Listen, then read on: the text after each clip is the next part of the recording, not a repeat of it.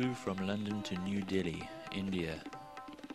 We were trapped at the airport for 5 hours as no buses or taxis were running due to student unrest. The streets of Old Delhi are like nothing we had ever experienced before.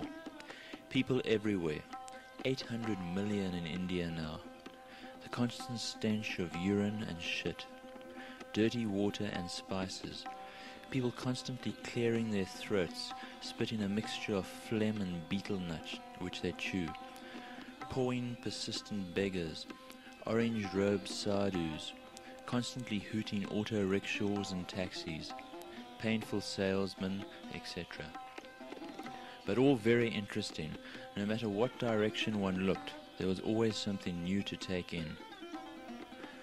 We soon realized that our original itinerary was too tight and that we would have to operate on Indian time, not get flustered when buses didn't operate. We just had to go with the flow and take things as they came. One needs a very open mind to enjoy India. One has to try and bracket previous knowledge and experience. Preconceived ideas of how things should be need to be shelved. It is not easy. After 3 days in Delhi, we managed to get a train to Simla.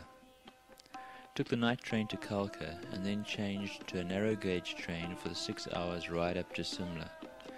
Students were stoning the train, so we had a 5-hour delay at one of the little stations. It was still a very pleasant train trip with some great scenery.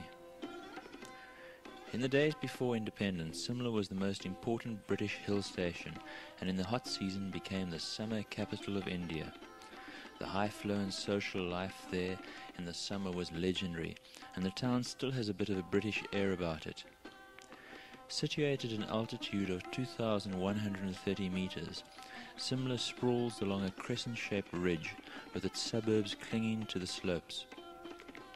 Along the ridge runs the Mall, from which the British not only banned all vehicles but also, until World War I, all Indians.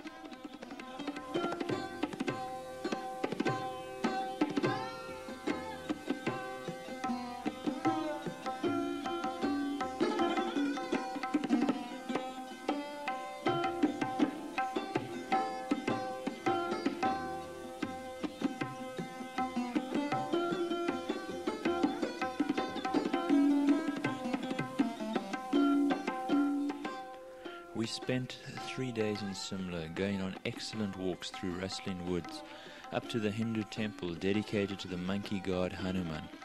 Appropriately, there are many monkeys around the temple.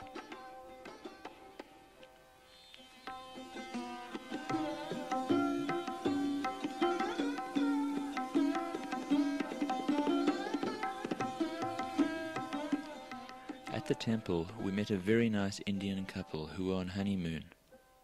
Notice the bride's hands painted in henna.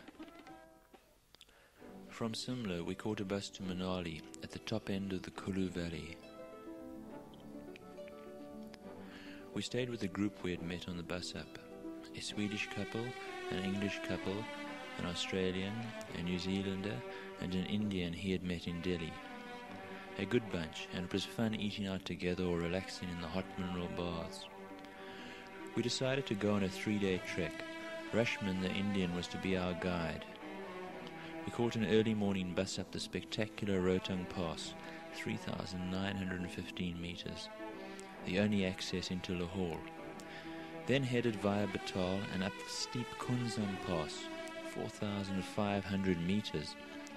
This pass is so steep that the bus has to reverse at each hairpin bend in order to make it round the curve. A hair-raising trip, but breathtaking scenery. Got our packs off the roof of the bus next to a little Buddhist temple, the only building in sight. The bus disappeared from sight and we started our trek to Chandratal. Immediately we started feeling the altitude, but the surrounding 6,000 meter high peaks more than compensated for any feelings of nausea.